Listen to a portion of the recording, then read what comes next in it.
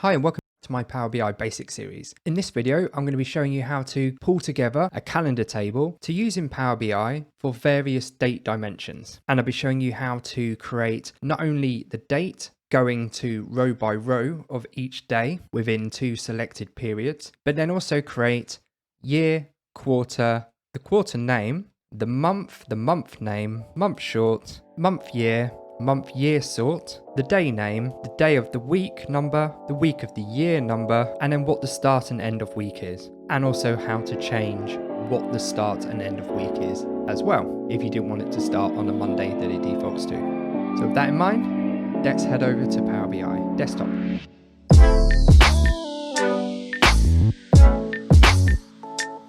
So if you'd like to follow along, you can just use one of my previous saved files. In this case, I'm reusing the one when I covered calculate and then using the same tables outside of that. The link is in the description below, or you can just open up a blank Power BI desktop file just so you can start creating the actual calendar table. And if you just want the calendar table and don't want to follow along, then you can by just going into the description below. There's a link to a notepad with the full script in, which looks like this, and you can simply just copy and paste into your file. You click on transform data, create new source, blank query, advanced editor, highlight the data that's already in there, paste, and done. And then just rename the date table. And then close and apply. And as you'll see, you'll have your table there. So for now, I'm going to delete this and then we're going to start from scratch so you can see how it's built. Okay, first things first, what you need to do is go into the transform data. And then once you're in transform data, again, click blank query. And now you get the query come up as query 1. At the moment, this is not a table. This is just basically just looking for what your source will be. Now, what we want to do is just put in what the date source is. So I'm going to be using UK format, which is day, month, year, not month, day, year. But you can do it that way. And then it's just a case of ensuring that when you do follow that route, that is based on what your Power BI options are set to. My location is set to UK. If your location uses a different date format, then follow that logic when putting in the date. So to keep it simple, I am just going to do the 1st of the 1st, 2018. And then if you just press return, you'll see the date pop up. Now to get the dates to actually go from the 1st of January 2018 to say the 31st of December 2022, we need to be able to create a list. So then we get the dates and then we want to be able to convert it to a table. So to do this, you want to right click on where it says source and then insert step after. And then once that's popped up, you'll then get this part here, which is basically saying it's referencing the source. So you still get the same result. What you want to do before the part in source is to type in list.dates. And we're going to do this from the start as date, which is source. And then we want to do what's the actual count number. And as we want to do it to an actual date, we want to then use the date we want, which is going to be the end of 2022, and then take away the source date as a number to then give you the number between the two dates. So to get the number from a date, we would need to type in number.from and then use the hash and then type in date. Now this gives you the means to be able to start typing out a date. Now what you could do, if you were happy with having whatever today's date is as your end date, you can actually use datetime.localNow, and that will update the end date every time you refresh to give you today's date. But if you want to be able to see projections or future dates, it's good to kind of build your date table so then it goes on to the end of the year to make your life easier. So with that in mind, what we need to do is now put in the date, which goes year, month, day, with a comma splitting each part. But this is the end point. So in reality, even though I want the 31st of December 2022, I need to type in 2023 January, which is 1, and then the 1st. And then that will actually give me, when I show the list, the actual date end of the 31st of December 2022. Now we need to take away the number that equates to the 1st of January 2018. So instead of you having to type number from and then putting in the date, we can just reference source. So we just type in source. There he is. And now we need to explain what the duration needs to happen from between the 1st of the 1st, 2018 to the 31st of December 2022. And what we want to do is basically go, we want each day until that point. So what we can do is type in a hash, then do duration, and then we select what is the time. So in this case, this is a day, and then we do 0 for hour, minute, second. And then that way we get what we need, and then we do close bracket, and then suddenly we have a full list. Now at the moment, this is a list, and this is not a table. So what you'll need to do is click on to table, leave the defaults as it is, and then do OK. And now all of a sudden you have your date table. And if we rename this to date, we now have that renamed. And if we sort, we can see 31st December 2022. If we remove that sort, then we can go back to how we originally had it. So now we have a list of all date from the 1st of January 2018 to the 31st of December 2022. Now what I'm going to do, I'm just going to give that a name while I'm here. Dim date for dimension table, so I don't forget before I get to the end. And now what we need to do is now change this, as it's any at the moment. We need to be able to insert that it's a date.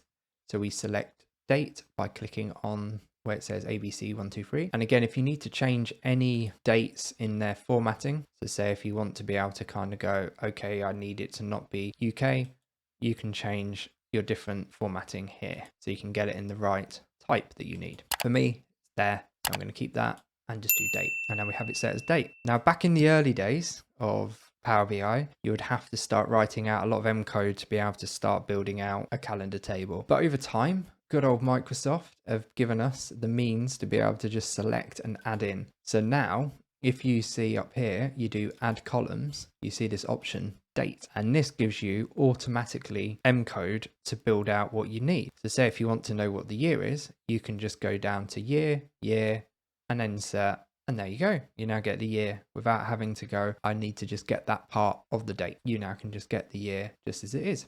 Now it's moved over to year, we need to click on date again because you can see it's grayed out. Everything is driven from this particular column. So now we clicked on it, it's come back, and now we can go, okay, what's the quarter? So we can do quarter of the year, and then we get the quarter. And it's all well and good having 1, 2, 3, and 4. If you are working with any graphs which have quarters in, unless you state that it's a quarter, most people like to see Q in front of the 1, the 2, the 3, and the 4 to be able to understand this is Q1, Q2, Q3, and Q4. And there isn't an automatic function that does that for you. So what you would need to do is just go up to where you got the add columns, just go to a custom column, and we're going to call this quarter name.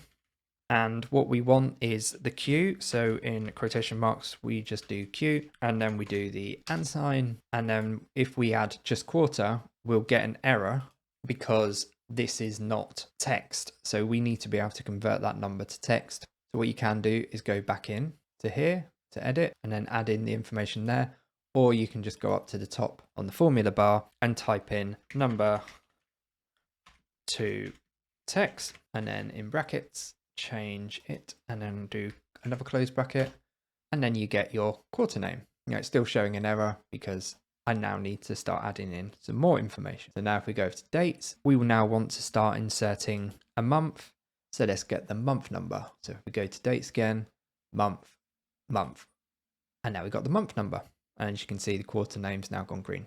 No more errors. And now we got month, and as you can see here, February 222. And then if you wanted the month name, again, you can just go in, click on date, go in, month, name of month, and there you got month name. Now I will go here and just remove the space.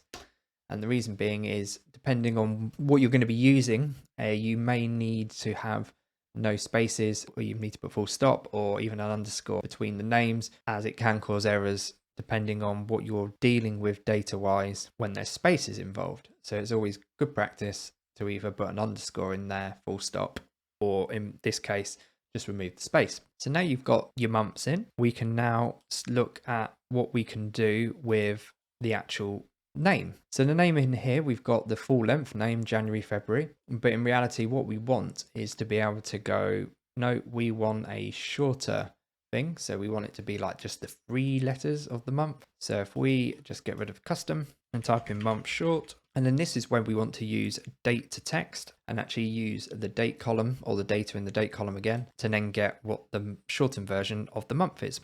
So if we start typing in date to text and then open bracket, we then click on date because that's what we're going to be using.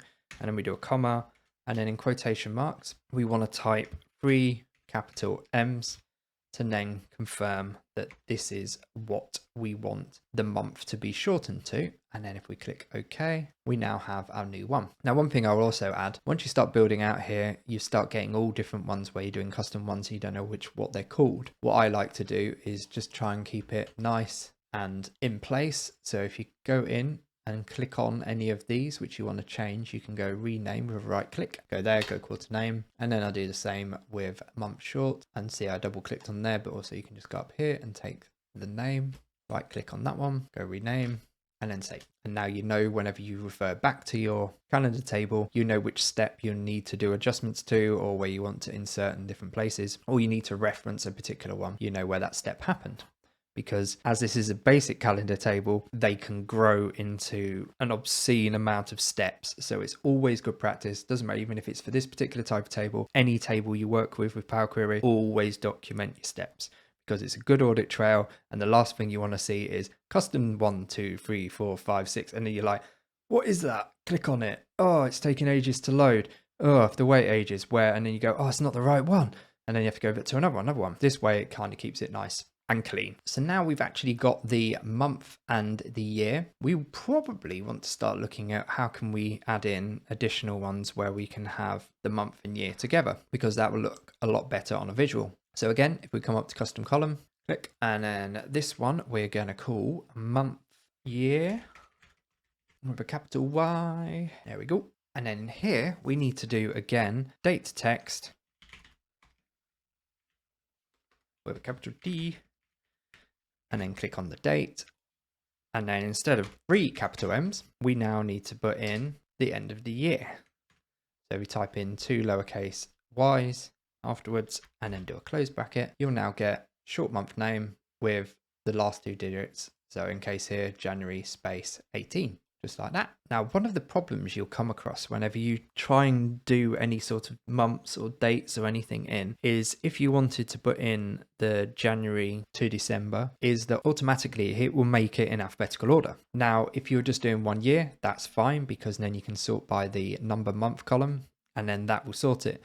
But if you have more than 1 year in your particular graph, it won't sort because it will go, oh, you're duplicating January, February, So then what you need a unique thing that captures month and year. So instead of what we just did with the date to text to be the other way, what we want is a number that goes the 4 digits of the year with the 2 digits of the month, but the month not being 1, 2, we need it to be 0, 1, 0, 2, so on and so forth. And then it always progresses that way for sorting. So again, if we go up to custom column, call this one month year sort.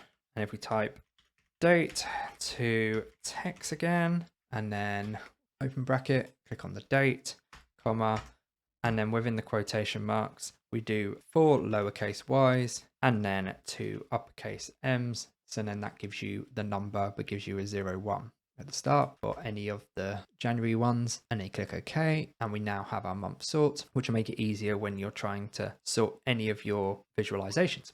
So now we've done the months and years and quarters. Now we want to move over to the days. So if we click on date again, and then click on the date under add columns and move down to day, and then go to day of week, we then get the numbers of the days within the week. And then for the date name, we just need to go date, day, name of day. And we go over, now we've got the name of the day. So as you can see, Monday starts as 0s. Power BI automatically puts Monday as the default for start of the week. If you wanted to move the day of the week to be say a Saturday, you can go into insert day of week. And while I'm here, I'm going to just change that to day of week like that. And then if you click just after where it says day dot of week and where date is, put in a comma, and then this goes the option of where you can get first day of the week. And to do that, you type in day and then do a full stop. And as you see, there's options here to put in what day you want the actual start of your week to be. So if we change it to Saturday and then click off,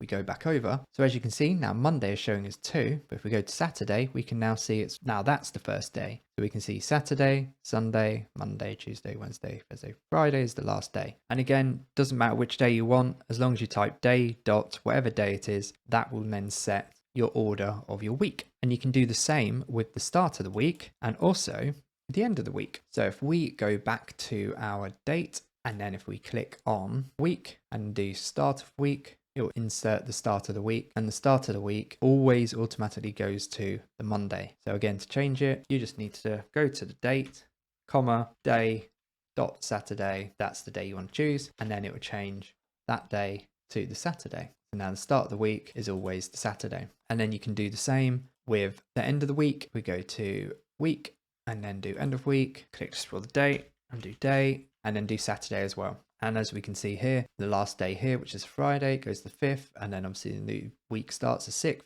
and it goes away to the 12th, and then down here 13th. So it's all running in order. That's always a good way to double check you got it right. Just double check how those running orders are going, and does it fit the logic that you put in for the day of the week. And then one last one, just to finish this off. If you just wanted to know what the week number is of the year, you can just go to date, and then week of the year. It's going to do week of the month. And there you go. Now you have week 1, week 2, week 3, week 4. So you can see 52 weeks of the year rolling through the whole of the calendar table. Now this basically is a good starting point for your calendar. So there's no need to go into too much more extra detail. But if you want to play around, again, just go in, click on your dates, and then just start looking at all these different ones that are in here already. And then once you're done, you can just go in and go close and apply. And now it's loaded. You then want to go to your model, find your table, find the date within the table you want to connect to, and then connect your date to there, like so.